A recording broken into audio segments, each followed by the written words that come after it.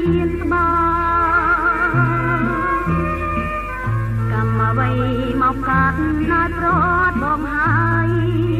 អូនស្ដាយប្រស្នាយគ្នាស្បើយខ្ញុំកាយលឹបណជីវ៉ាអូនជាក្រមុំក្រុងបាត់ដំបងជួបនឹងប្រប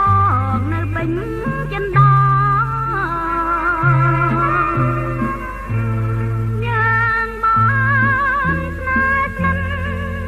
នំចិនសាប់ចារត់យកមកដល់ពួនភ្នោតែមួយ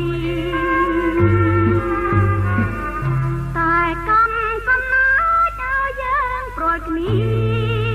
ប្រត់ព្រមមិនចិនឬយ៉ាស្រឡៃ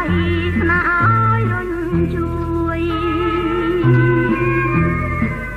ដោយការរលួបជួបបោករលួយ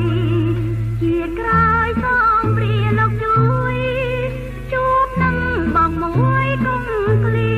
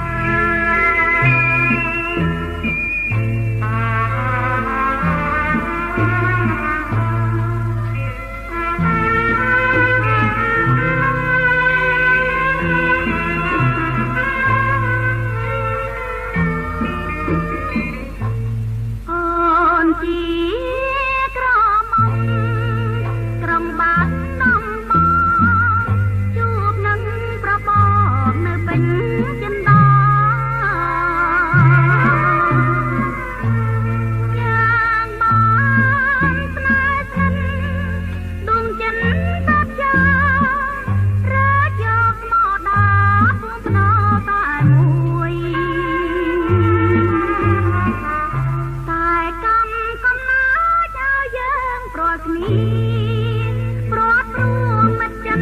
ឬយ៉ាប្រឡៃស្នេហ៍ឲ្យរញជួយ